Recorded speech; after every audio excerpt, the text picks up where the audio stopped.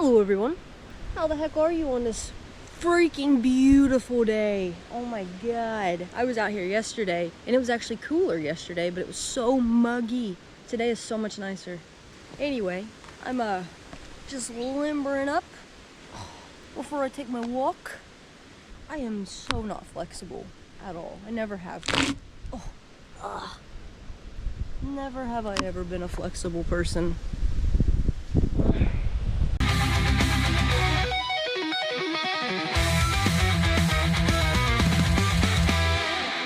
Anywho, today's walk, I'm gonna do a story time. I'm gonna tell you about one of the craziest and one of the most not nice things that has ever happened to me in my life. This is not a sympathy. I'm not searching for, oh, I'm sorry that happened to you. No, this happened a lifetime ago. That ship has sailed. I don't care. I don't care about it anymore. It's just an interesting story and kind of funny now that I look back on it. And oh yeah. Oh. But yeah, it's kind of an interesting story, and it was definitely my first taste of how not nice people can be. So let's do it. Let's get right into it. So for this story, we're gonna have to go all the way back. 2008, a year where iPod Nanos and keyboard phones reigned supreme, and apple bottom jeans and boots with the fur were all the rage. 2008. I was just graduating high school, and like most everybody up until recent history, we bought the lie, hook, line, and sinker, that you had to go to college directly after high school. No time to grow up, no time to find yourself, no time to, know exactly what it is that you want to do.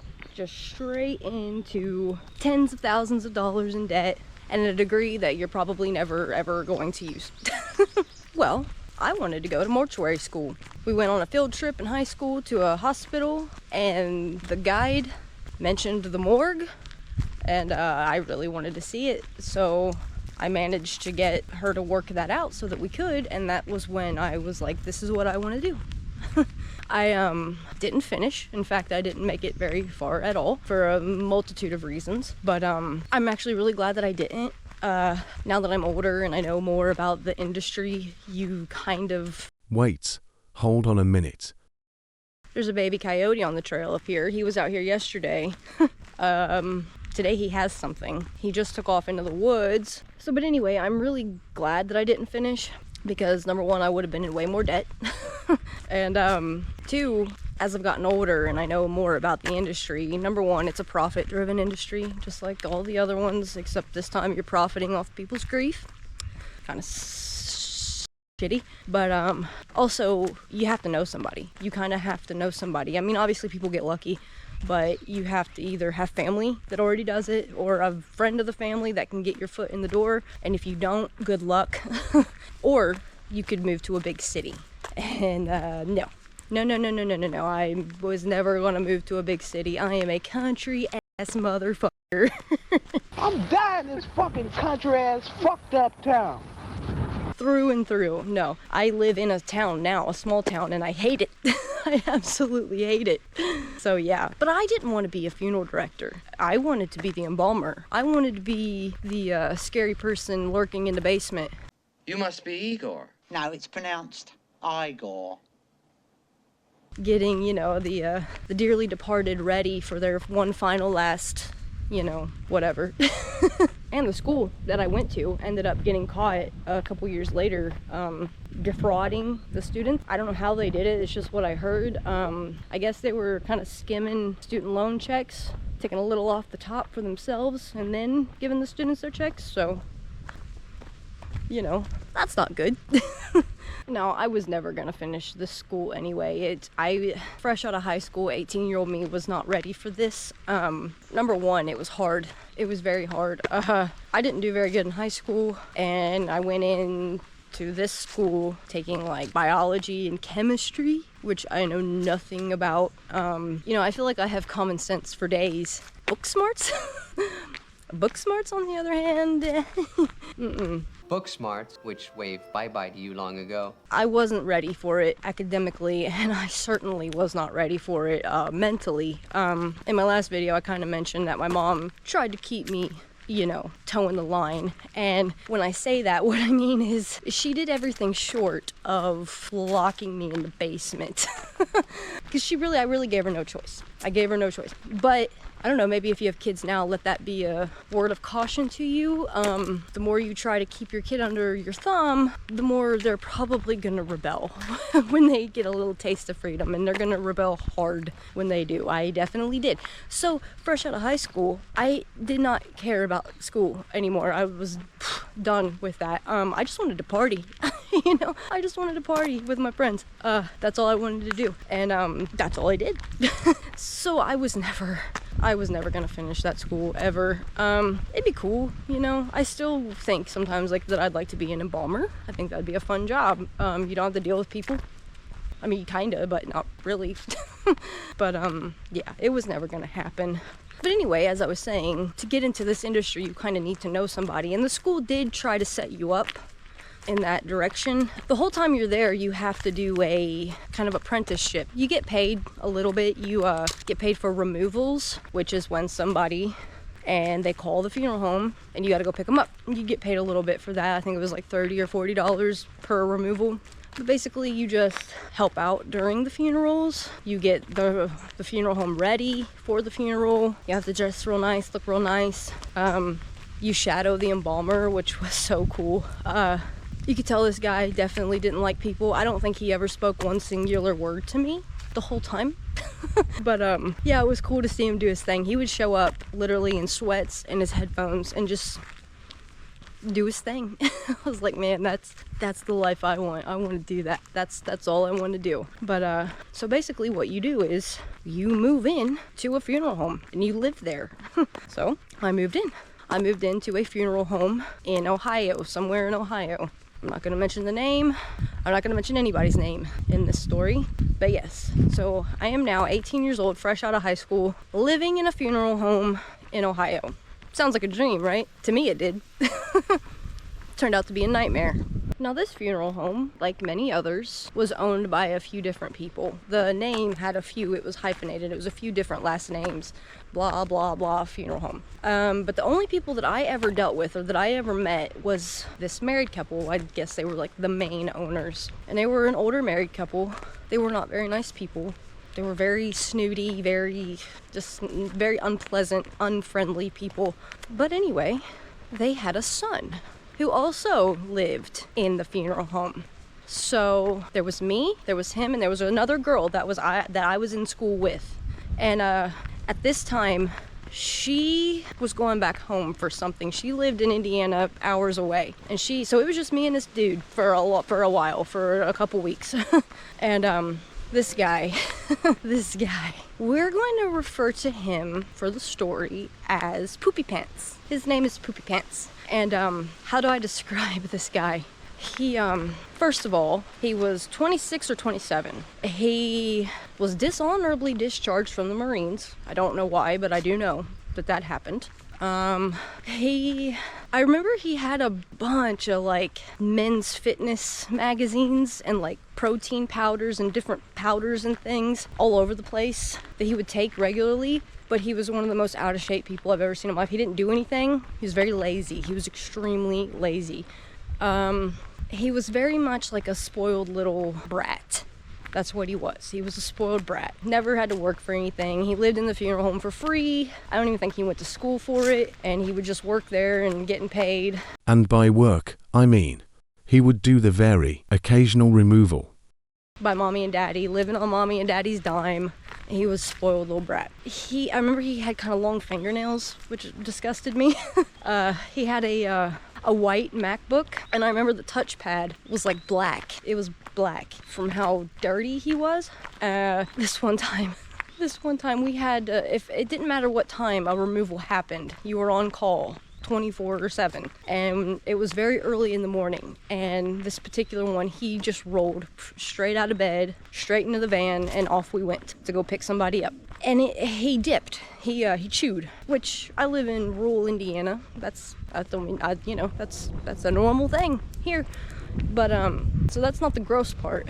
The gross part is he did not brush his teeth this morning, and as he's sitting there spitting in his cup, driving down the road, his breath was just permeating the entire vehicle. I mean, it was so foul. So anyway, he was gross. To put it lightly, he had a bad personality, he had a bad everything else. He was just a gross dude in every sense of the word. Well, as a few weeks go by, he decides to take a liking to me. I don't know if he liked me, but he wanted to get at me, so to speak. He wanted a piece. And for all the reasons that I just mentioned, I clearly was not interested. Not interested at all. So okay, whatever. He kept trying, I kept denying. But anyway, he would have a lot of parties here at the funeral home. And I got to know his friends, and I thought one of them was kind of cute. So I start talking to this guy, and I start kind of hanging out with him a little bit. It turns out he was quite a scumbag as well. We'll get to that later. This is important to the story. We never hooked up. Never.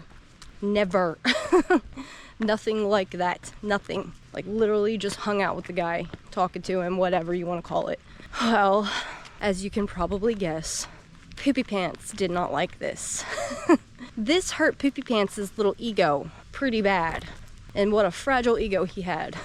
So this guy, we're gonna refer to this guy as Dingleberry.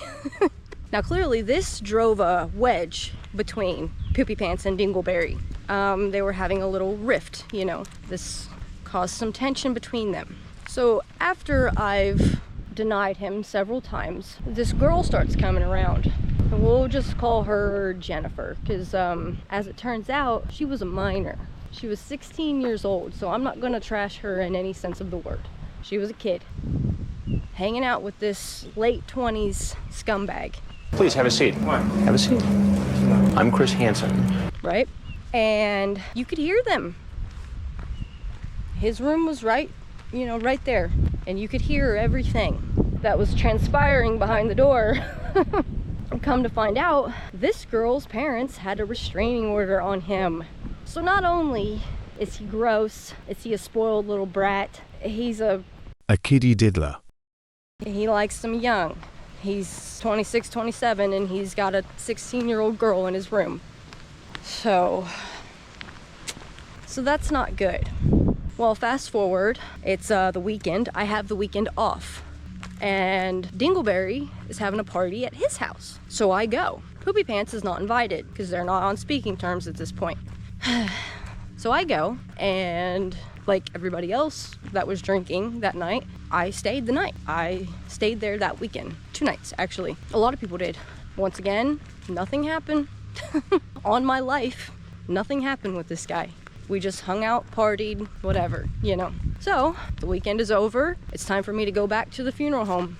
Now, the girl that is also staying there is back. She's back from Indiana. And I get there, and Poopy Pants isn't there. There's a party. There's a party going on. It's just me and her in our room, because we share a room. This was nighttime, mind you. This is nighttime. We are on the 2nd story of the building, okay? And her window is directly on a roof. And the back of this funeral home is just pointed at a parking lot. Nobody can see us unless you're in the parking lot. And it's nighttime. It's probably like, 10 or 11 at night. So her and I go out and sit on the roof, talking, just talking, hanging out. We're just sitting there. Well, Poopy Pants pulls up in the driveway. I think he went on a beer run or something. Pulls up in the driveway, and he sees us up there. And this is 100% directed at me. He's not even looking at her. He's yelling at me about sitting on the roof. Okay, he's mad. He's mad at me. I can already see that he's mad at me.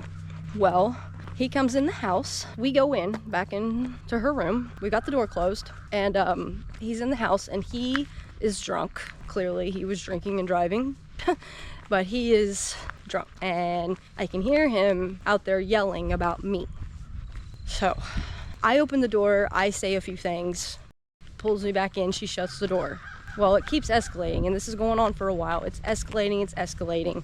At one point later, his dad shows up. I guess somebody called his dad because it was getting, you know, heated. So we're standing here in front of the party, in front of his dad, and we're screaming at each other. It's bad.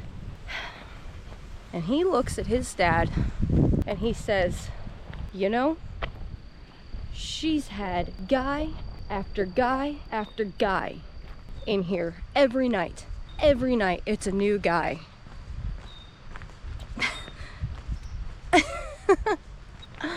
I'm floored at this point. I'm fucking floored.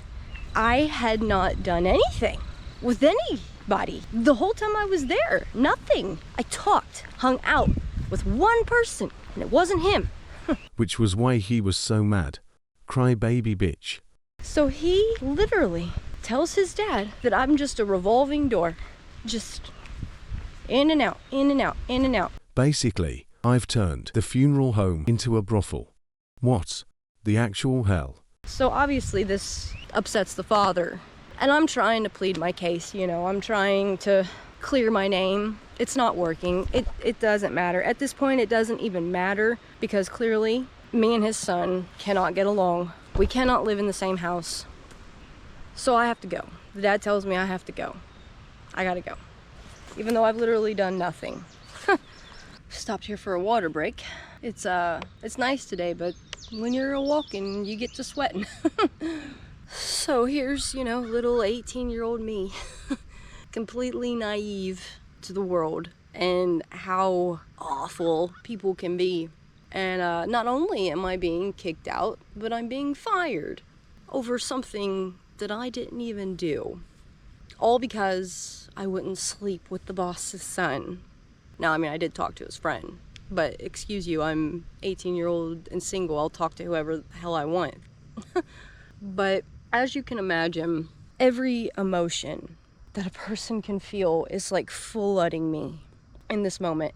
And my world is falling apart, you know? As far as I know, my world is falling apart right here before my eyes, and there's not a thing I can do about it. And then this moment of clarity just washes over me.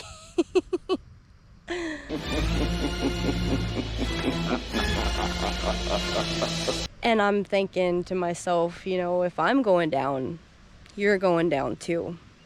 And I look at him in front of his father, standing right here, and I say, what about Jen? Yeah, poopy pants. Let's talk about Jennifer. I watched the blood completely drain from his face when I said those words. At first he tried to say, you know, oh, I don't know what you're talking about. The dad's whole demeanor changed. He immediately knew what I was talking about. And I'm like, yeah, no, I'm gonna clean this up for YouTube. This is not what I said. But I said in a very vulgar manner, why don't we tell your dad about the 16-year-old girl who's been coming over? The one with a restraining order against you? And how you guys so loud that it literally keeps me up at night. Why don't we tell your dad about that? The dad's whole everything just shifted. His whole demeanor shifted. Now at this point he's like, go, just you gotta go to me. Okay, that's fine, I'm out. I said what I needed to say. You'll never see me again. Out the door. Bye. To hell with every one of you. So I text Dingleberry and I tell him what just happened, you know. And he's like, well, come over, we're partying. So I do. And Something happened to the GoPro right here. The screen blacked out. But what I said was, the next day, after the party, I went back home. Back home to Indiana. I shortly thereafter quit school. I left the whole thing in disgust.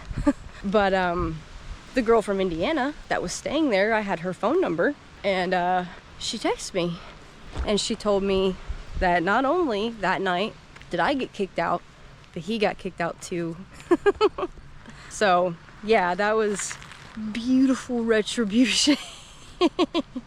Yeah! In your fucking face, fuckwad! And unlike him, I had somewhere to go. I don't know where he went. He was a, grown-ass man who just got kicked out of mommy and daddy's funeral home on his ass. So who knows? I don't know. And, to this day, I don't know what happened to him. I'm sure eventually they forgave him and let him come back, and he's still living high on the hog off of mommy and daddy's dime, I'm sure. But I'm sure he's every bit the twat that he always was. He's just one of those people. He's a loser. He was just a loser. He was just one of those, people that just not good people. He wasn't a good person, obviously. And obviously, he wasn't the brightest. If someone has the dirtiest of dirt on you, maybe don't F with them. Maybe just let sleeping bears lie. Idiot. But back to Dingleberry, I had become friends with these people. I use the term friends very loosely here. These people were anything but friends. And I had phone numbers, of all these people. And after it was all said and done, one of his other friends texted me. And he let me know that Dingleberry had been lying to me this entire time. Nobody said a word during any of this. No one. I guess bro code. No one said anything.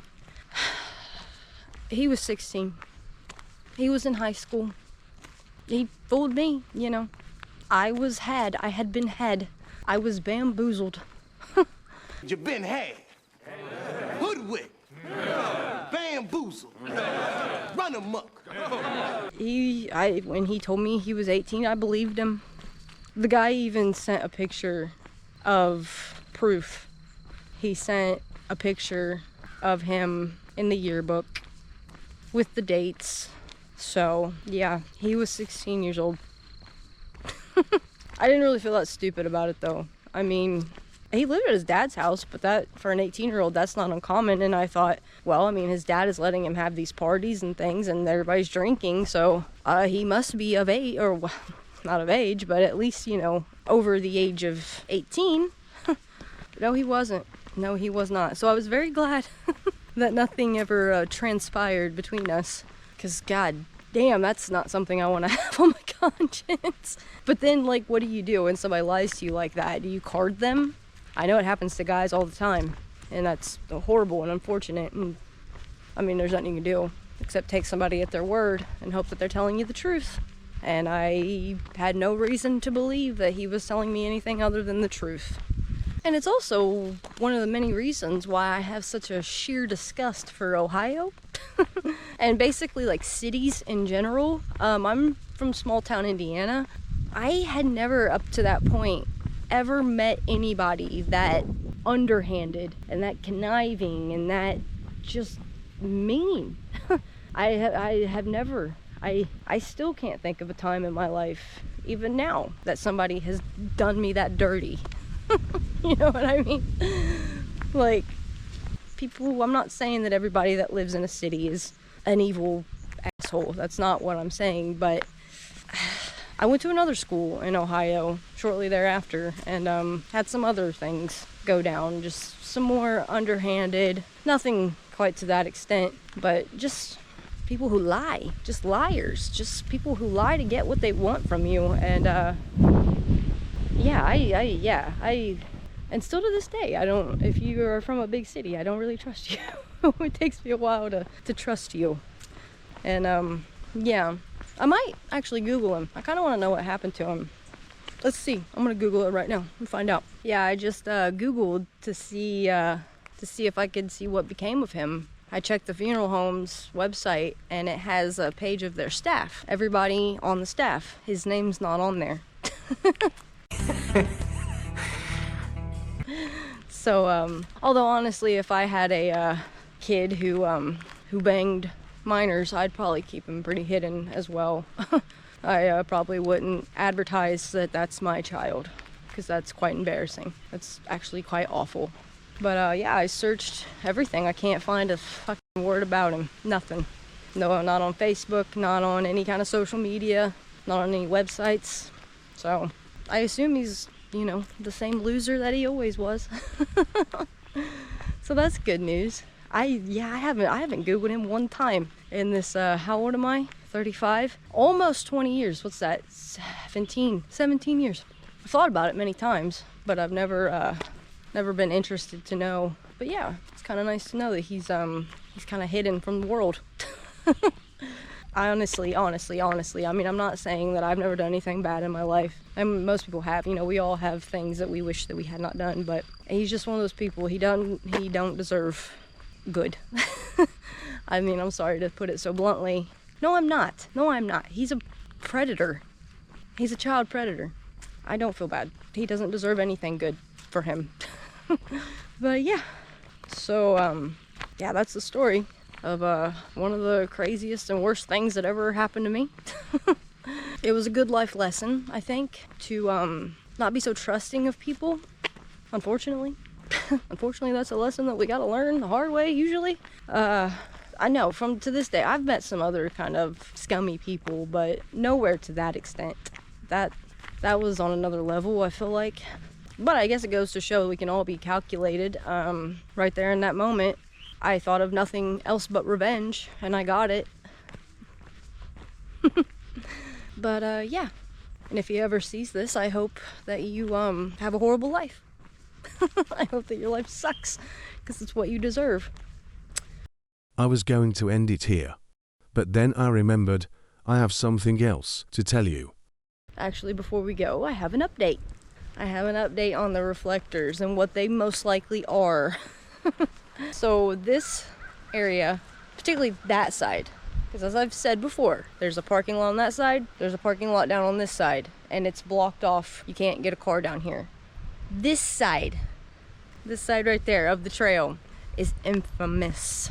It is infamous in this town for, and this has been going on forever. I don't know why they don't pick a new spot, but it is infamous for, how do I say this? Certain activities that men do together. Certain types of men do together. Ha! Gay! And particularly closeted, straight, married men in this town. That's where they go. And I always knew that. Well, yesterday I was out here and I met a guy in the parking lot, and he filled me in on all the juicy gossip. And I was telling him about the reflectors, and he was like, "Oh, you know what that was?" No. Well, that was probably a meeting spot. That's probably a meeting spot. Oh. Oh. And he said that he has a friend who works for the DNR, and that they have been running sting operations out here. And I know what you're probably thinking. Why? Why not just let them be? Let them do what they do? I feel you. I get you. Because this is a public trail. It's a public trail. There's people with their kids out here. There's little old ladies with their doggies out here. Nobody. I don't care. Gay, straight, it doesn't matter. You don't need to be out here bumping uglies. This is a public trail. This is not a it's not a hotel, you know what I mean? If it was, two teenage kids out here, they would still get busted and get reprimanded. So I mean, yeah, it is what it is. But anyway, he was telling me that there were some very, what does that sound? What are you doing? What kind of little animal? I don't see him now. Oh, it's a squirrel. It's just a squirrel. A little squirrel. A little baby. He's hearing me. What are you doing, little guy? Anyway, he was telling me that there were some very prominent members of this town's society that were busted in the sting there recently. Like doctors and lawyers and such. Married doctors and lawyers. Which, I'm sorry, I have no issue if you're gay. None whatsoever. But if you're a coward like that, and you're gonna marry a woman and then cheat on her, and like basically she's just your cover, you don't even probably really love her, you're a coward. You're a coward. Just be yourself. Just be yourself, especially nowadays. Like, anybody's gonna care. I don't know. That's horrible. I can't imagine having that happen. Being a woman and finding out that my husband's been diddling dudes behind my back. Or cheating on me, really, at all, in any sense of the word. But yeah, anyway, so yeah, that's what the reflectors are, maybe, probably. So I just thought that was kind of interesting. So yeah, anyways, nothing to be afraid of. I didn't need to be scared of it. You know, it's not, they're not interested in me. But all right. I'll let you go. I'll wrap it up. I'm actually losing daylight here. Unless anything else cool happens on this hike and I have to pop back in and show you. I just seen a deer. He's too far away though for me to get a video of him. But yeah, or if I see the coyote, I might try to show you the coyote. We'll see if he's out or if I've scared him away for good tonight. But yeah, I'll let you go. I hope you have a good rest of your weekend. It's Saturday today. I'm gonna go home and play Skyrim, and I'm very excited about that. I am getting ready to go to the Soul Cairn with Serana, so I'm trying to get through this part of the storyline because I want to go to the Forgotten Vale. I want to get to the Forgotten Vale really bad. That's my favorite thing in the whole game.